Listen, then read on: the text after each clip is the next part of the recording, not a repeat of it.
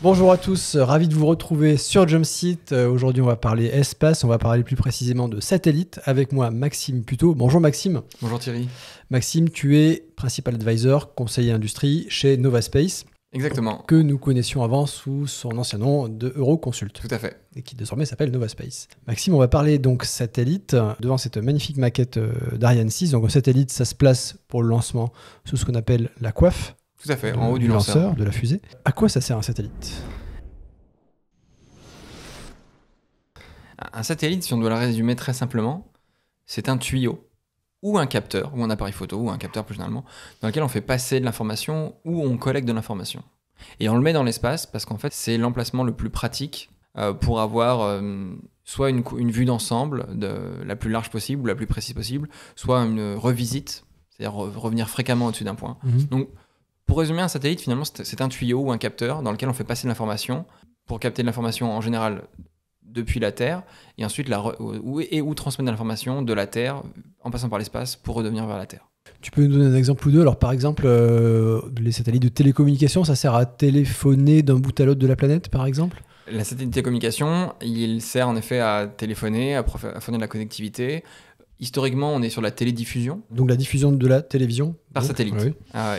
Justement, on le fait par satellite parce qu'on s'est rendu compte que l'orbite géostationnaire, à 36 000 km en orbite autour de la Terre, à l'équateur, est un endroit extrêmement pratique puisque c'est la distance à laquelle les satellites tournent à la même vitesse que la Terre. Plus on est bas en orbite, plus on est proche de la Terre, plus on tourne vite. Donc quand on veut avoir un service en continu, il faut avoir de multiples satellites avec qui on communique, avec qui on saute d'un satellite à un autre toutes les 5-10 minutes.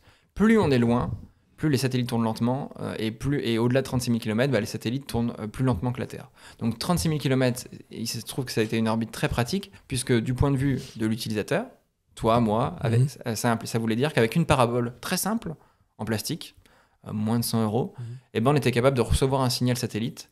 Et donc, avec un seul satellite, on était capable de fournir un service à des millions d'utilisateurs sur un pays ou même sur un continent. Ce qui explique le succès de la télévision par satellite dans les années 80-90, avec un investissement conséquent, mais pas non plus pharaonique, de quelques centaines de millions d'euros. On était capable d'avoir un modèle économique très intéressant sur 15 ans, qui était capable de fournir du service à des millions de personnes, à un coût assez modique. Et qu'est-ce qu'on appelle un satellite d'observation ? Un satellite d'observation, c'est un satellite qui va regarder la Terre ou l'environnement spatial avec un capteur passif ou actif. Un appareil photo, c'est un capteur passif. On collecte des informations avec le rayon lumineux dans différentes bandes spectrales. Avec un capteur plutôt actif, un radar, on va envoyer une information, ou un laser d'ailleurs, on va renvoyer une information qui va rebondir à la surface de la Terre et qui va revenir. La dichotomie télécommunication, observation de la Terre, elle existe toujours, mais elle est largement aujourd'hui complétée par une multitude de capteurs, de senseurs, qui permettent des fois d'écouter si les bateaux désactivent leurs balises de navigation pour savoir où est-ce qu'ils trouvent, où est-ce qu'ils ont le droit de pêcher. C'est complété aussi par d'autres types de caméras qui permettent de voir si la nuit, si on a du mouvement. Qui émet de la lumière et de la chaleur, donc qui est en mouvement, qui fuit sur les pipelines. C'est toute une gamme de services et de capteurs qui sont largement diversifiés. Qu'est-ce qu'on appelle une constellation ? Alors une constellation, c'est un ensemble de satellites qui sont souvent lancés ensemble, mais pas que, mais qui surtout travaillent ensemble.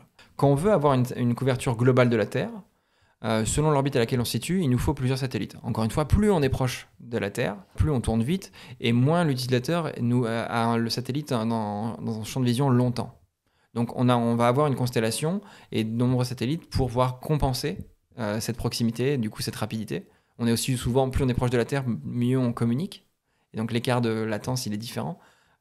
Faut quand même se dire que sur un satellite géostationnaire, l'information, elle part de l'utilisateur qui, par exemple, dans le cas de la télédiffusion, va appuyer sur la télécommande, changer de programme, envoyer l'information à 36 000 km au satellite, pour ensuite aller la redescendre à la chaîne de télé, qui va ensuite renvoyer le programme. Donc, sur la télévision, l'écart de latence, il est quasiment invisible. On parle de quelques microsecondes. Quand on parle de certaines applications qui sont assez sensibles, je pense à l'information financière ou dans le cas militaire au pilotage des drones, ces millisecondes, elles peuvent faire la différence. Donc du coup, on a besoin d'être proche. Et donc les constellations, elles sont intéressantes parce qu'on a plein de satellites, alors pour la connectivité, mais pour le cas de l'observation de la Terre, le fait d'en avoir plein, c'est intéressant pour avoir notamment une vue globale. Avec un seul satellite, selon l'orbite sur laquelle tu lances, ce qu'on appelle souvent héliosynchrone, parce qu'elle passe sur les orbites polaires, avec la rotation de la Terre, en croisant les deux, on repasse au même endroit, on reprend une photo du même endroit tous les mois. Quand on veut surveiller des changements rapides, c'est pas idéal. Donc avec des constellations, on compense ça. On en lance plus.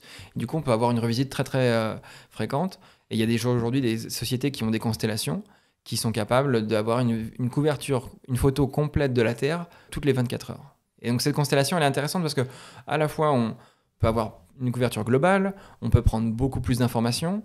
On a aussi de la résilience. Quand on n'a qu'un seul gros satellite et qui tombe en panne, quelle que soit la raison, on n'a plus de service. Quand on a une constellation, on a un trou dans la raquette, mais on peut compenser. Donc pour toutes ces raisons, la constellation, c'est une approche qui est plus distribuée et de plus en plus intéressante pour le marché.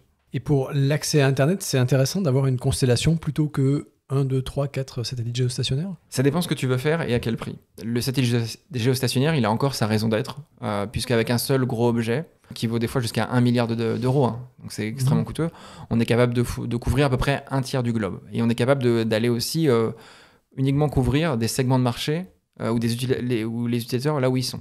Donc clairement, on arrose uniquement les clients qui sont prêts à payer. Avec les constellations, c'est différent. On a une couverture globale, donc partout, tout le temps. Par contre, tu sers de manière égale les endroits où tu as du monde et les endroits vides. Et les détracteurs des constellations disent que c'est très très bien d'aller fournir d'un service en Antarctique, mais que les pingouins ne sont pas forcément un segment de marché très porteur. Donc c'est un petit... La question à chaque fois, c'est pourquoi faire. Le satellite de télécommunication, il est très gros, il est cher. 1 milliard, mais quand on met en face la constellation, mis bout à bout, c'est des satellites qui ont une durée de vie assez courte et il en faut des centaines, des milliers. Et là, on est sur un prix qui est des fois 10 fois supérieur à notre gros géostationnaire. À la fin, c'est l'efficacité. À quel prix tu veux vendre ton service. Quelles sont les possibilités ouvertes par la chute du coût d'accès à l'espace? Aujourd'hui, ça coûte moins cher. Ça coûte moins cher, il est vrai, ça ne baisse plus, mais ça coûte moins cher. Parce que le satellite, dans son modèle économique, le coût de lancement, il peut des fois représenter jusqu'à 50-60% de sa structure de coût. C'est-à-dire que sur le budget auquel qu'on dédie au programme, 50 à 60% sont consommés dans la première journée de la durée de vie du satellite. C'est énorme. Donc, faire baisser cette structure de coût, ça permet déjà d'avoir peut-être plus de projets, ou plus de satellites, ou des satellites plus gros.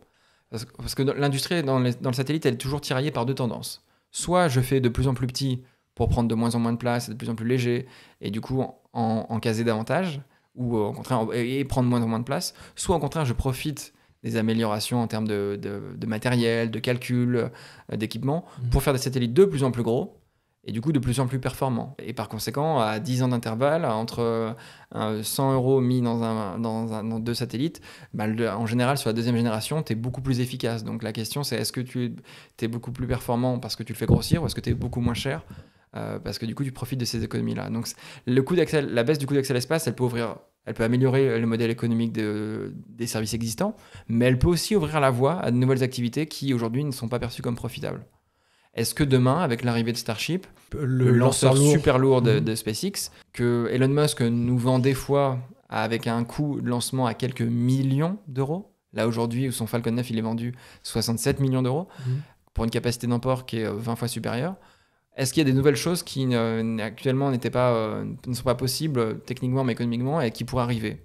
Est-ce que le nettoyage des orbites, par exemple, peut être intéressant? Est-ce que le développement... Nettoyage des orbites, ça veut dire enlever les déchets? Enlever les déchets, les débris issus de collisions ou les satellites qui ne fonctionnent plus, qui est une activité qui en soi ne crée pas vraiment de valeur. Personne n'a intérêt à payer pour ça. Est-ce que demain, si le coût d'accès à l'espace baisse et que la densité du nombre de satellites en orbite rend les choses insoutenables, est-ce qu'on pourrait avoir ce genre d'activité? Peut-être. Est-ce qu'on pourrait avoir aussi d'autres services émergents, le ravitaillement des satellites par exemple, la construction en orbite? C'est une question ouverte aujourd'hui. On voit bien plein de projets aller dans tous les sens. On a encore du mal à voir clairement comment tout ça va se matérialiser. Le ravitaillement, tu veux dire qu'un satellite a du carburant et qu'au bout d'un moment, il peut plus fonctionner parce que le réservoir est vide? Oui, en fait, il n'y a pas que ton téléphone qui est victime d'obsolescence programmée, les satellites aussi. Si je prends le cas encore une fois des géostationnaires, ils ont une durée de vie de 15 ans. Ils sont conçus souvent 5 ans avant et ils arrivent dans un marché qui évolue et en plus, ils ont une durée de vie de marché très longue.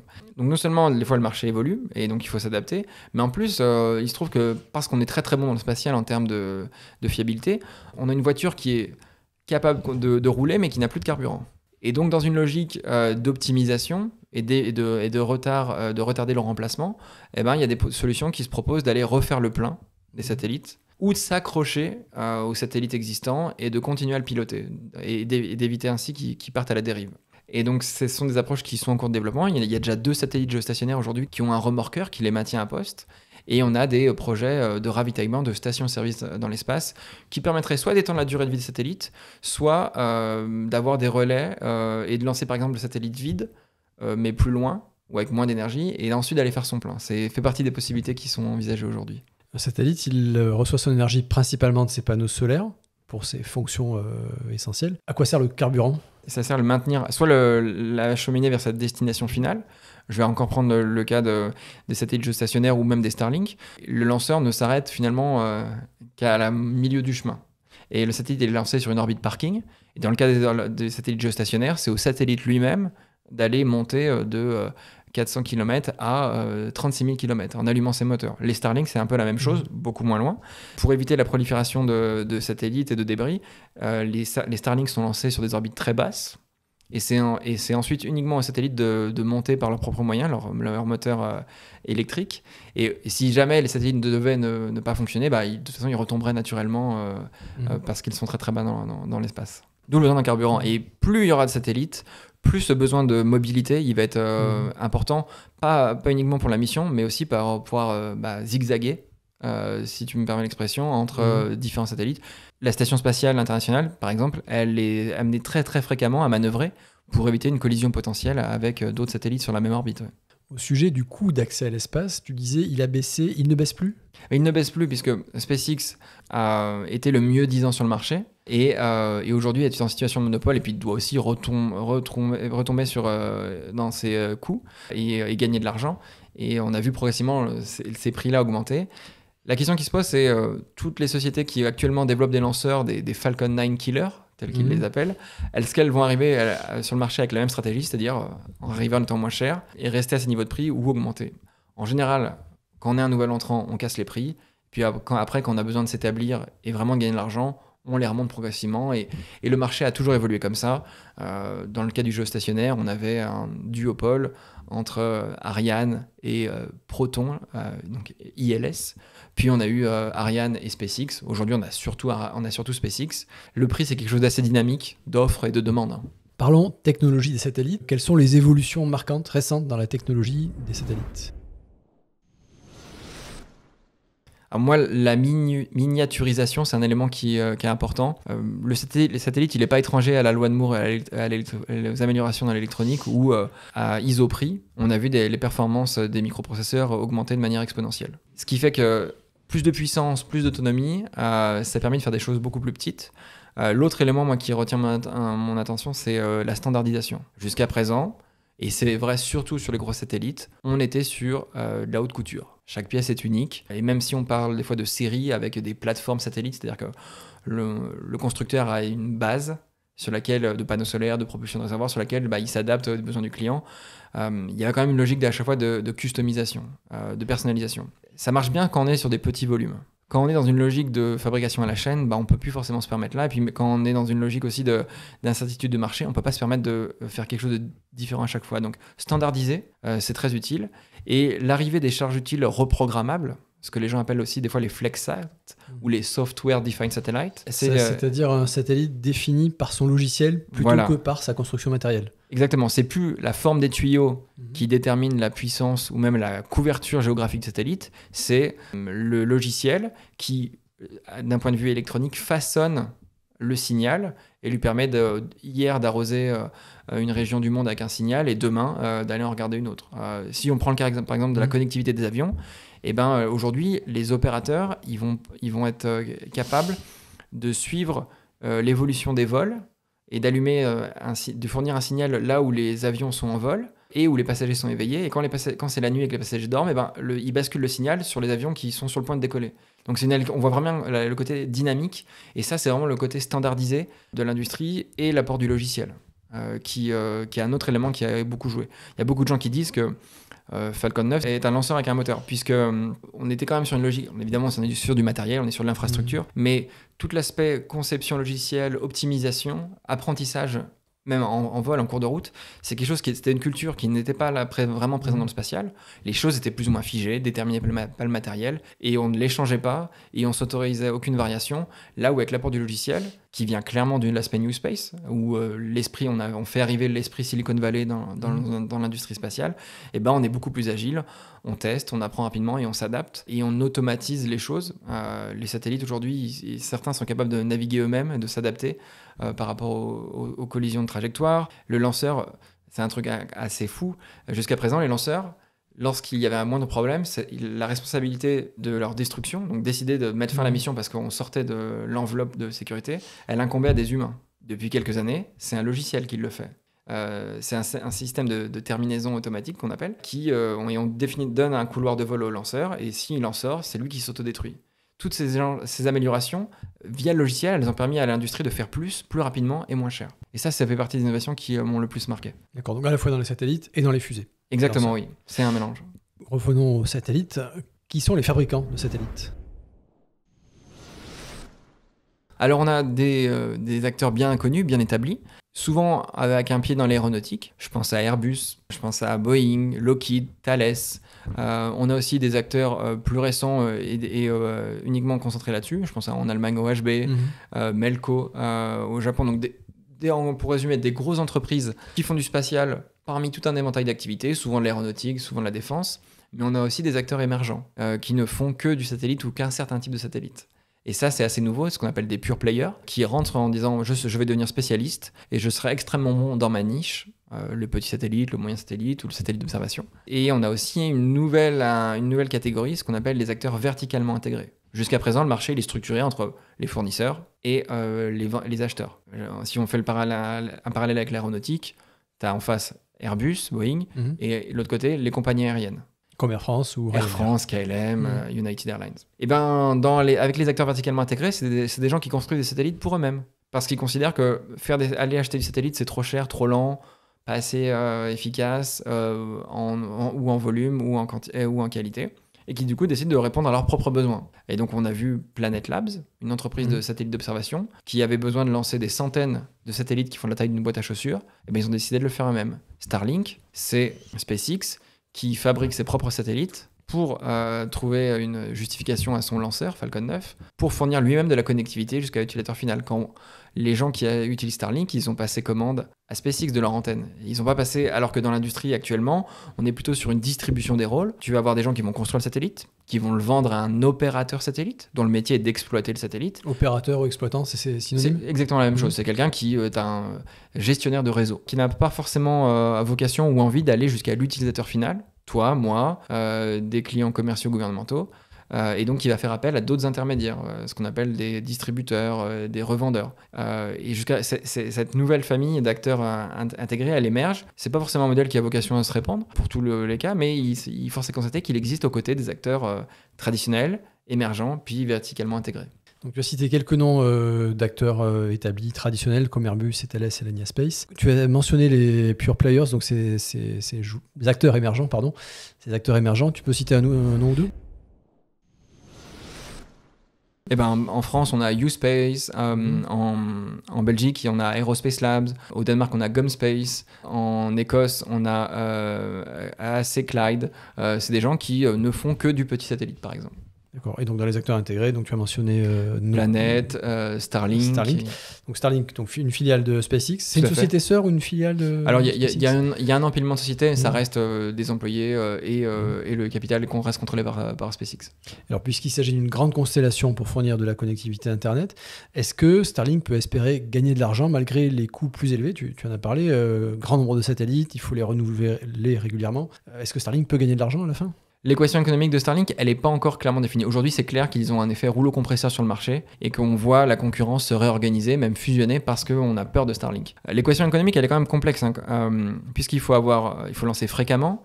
Il faut avoir une bonne supply chain, une chaîne de fournisseurs, donc maîtriser les coûts les plus bas. Ce qui fait que, je tiens quand même aussi à le rappeler, à chaque lancement Starlink, aujourd'hui, SpaceX perd de l'argent, puisqu'il est son propre client. Avec évidemment l'espoir de déployer son réseau, de vendre la capacité et de récupérer ses investissements. Et c'est d'ailleurs la raison d'être de Starlink. Hein.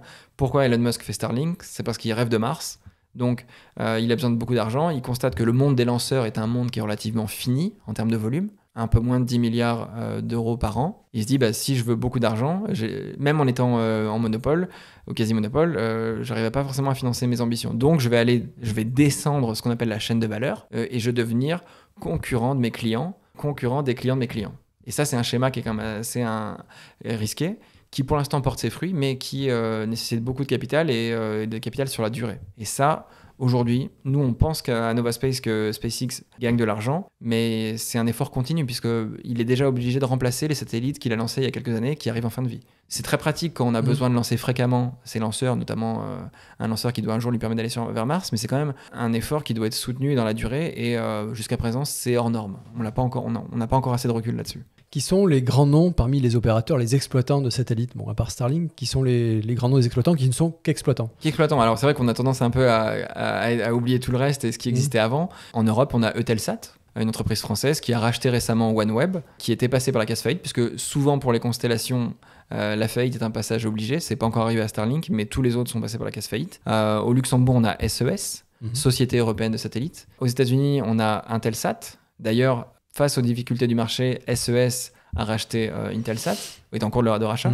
Ce sont ce qu'on appelle des opérateurs globaux, qui ont une présence, une couverture mondiale. Après, il y a des opérateurs régionaux, focalisés sur une région donnée, parce que pour des raisons linguistiques.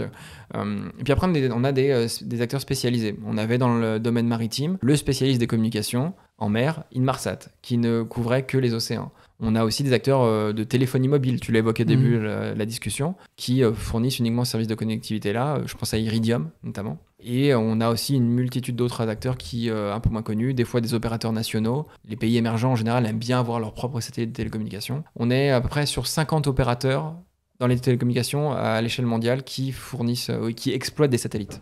Tu peux nous donner un exemple ou deux de sociétés qui exploitent des satellites d'observation? Oui, alors Airbus a une filiale qui est d'ailleurs dont l'ancêtre est le CNES.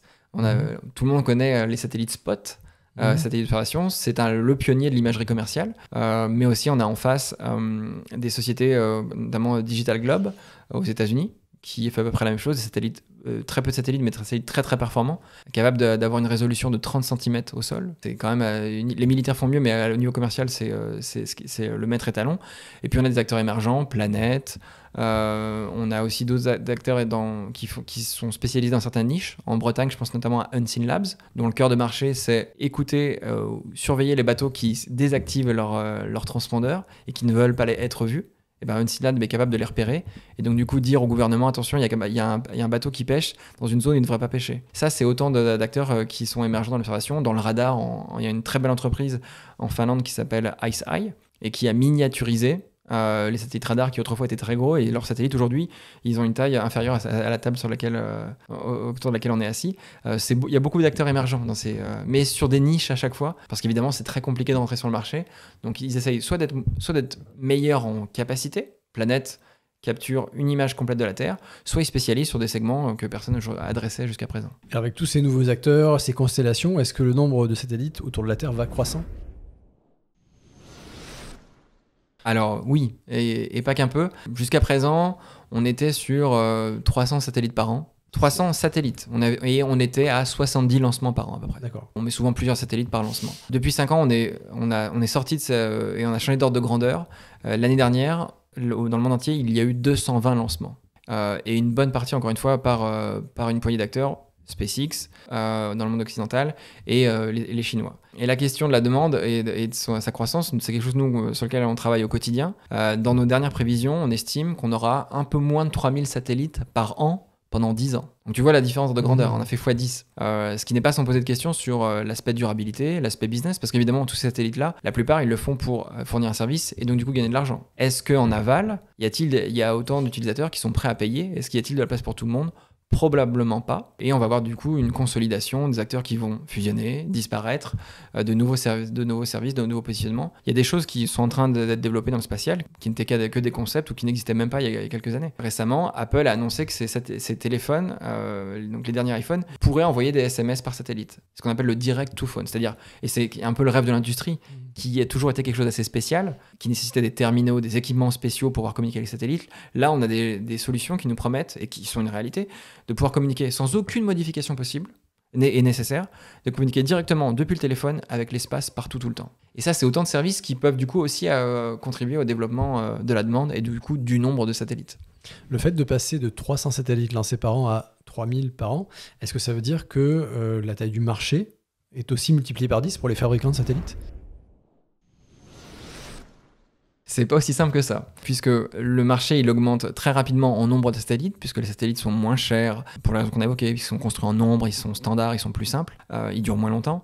En termes de valeur, c'est beaucoup moins vrai, et si nous on voit un facteur 3 sur le nombre de satellites, ça augmente. Il y a une augmentation par 3 du nombre de satellites, une augmentation de la masse aussi, de satellites de plus en plus gros. Par contre, le facteur prix, lui, il est que d'un et demi. Ça veut dire qu'on doit construire plus lourd, mais beaucoup moins cher, ce qui va sans poser des problèmes pour l'industrie. Et l'élément supplémentaire, c'est aussi que 50% de la demande en nombre de satellites, elle va être concentrée par une poignée d'acteurs. Donc ça veut dire que tu as la moitié du marché qui est accaparé par des acteurs qui, en plus, la plupart du temps, vont vouloir faire eux-mêmes les satellites. Donc ce qui pourrait laisser les fournisseurs du marché un petit peu en difficulté, puisque c'est un marché auquel ils n'ont plus accès. Après, en valeur, c'est un argument que je répète assez souvent, les choses sont bien plus différentes. Nos fameuses constellations qui faisaient 50% des satellites en nombre, en valeur, c'est que 7%.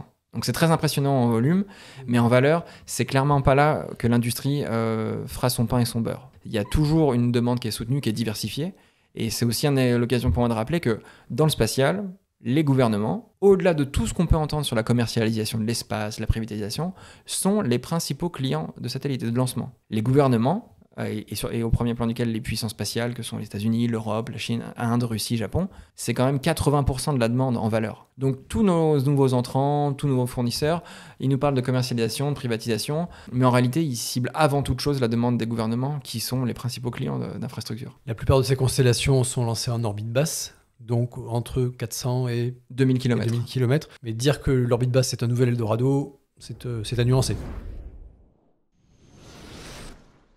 C'est à nuancer parce que pour exploiter un service dans l'espace et des satellites, il faut avant tout du spectre, donc le droit d'émettre. Il y a pas mal de gens qui font la queue aujourd'hui ou qui ont pris leur disposition pour être sûr que leurs concurrents ne puissent pas. Puis il y a aussi la question de la durabilité et de l'encombrement des orbites. Et clairement, il y a des orbites qui aujourd'hui sont de plus encombrées, voire dans quelques années ne seront plus forcément exploitables. Et c'est une réalité. Enfin, le spatial, comme beaucoup d'autres domaines environnementaux, est victime de la tragédie des communs, où tout le monde a un usage intensif et commence à avoir conscience des limites de cette surexploitation, mais personne ne veut prendre disposition ou de responsabilité parce que soit il considère qu'on est sur un horizon de matérialisation de ces dommages, de ces risques beaucoup trop lointains, soit tout simplement c'est contradictoire avec son business. Le seul espoir, pour moi, c'est les méga-constellations qui, par la densité de leurs besoins, c'est-à-dire qu'on n'a jamais lancé autant de satellites par une poignée d'acteurs aussi peu nombreux, qui auraient un intérêt à être de bons élèves, parce que même s'ils ont besoin de lancer beaucoup, ils ont aussi besoin de remplacer. Et donc, ne pas être un bon élève et ne pas déorbiter satellite, c'est se tirer une balle dans le pied pour son successeur, pour son remplaçant. Donc, je pense l'industrie est en train d'être mise face à ses responsabilités, et que si les considérations morales ou environnementales ne payent pas, ne portent pas, les considérations business, c'est-à-dire être capable demain de continuer à fournir du service et de générer de l'argent, ça pourrait inciter les acteurs à être de bons élèves et à désengorger ou à mieux se comporter en orbite basse. Merci beaucoup Maxime, donc à suivre. Est-ce que tu voudras bien revenir s'il te plaît? Avec plaisir Thierry. Continue à parler satellite. Merci. Si le secteur spatial vous intéresse, vous avez aussi à votre disposition une sympathique vidéo sur Ariane 6 dont nous avons une maquette devant nous. Merci de nous avoir suivis.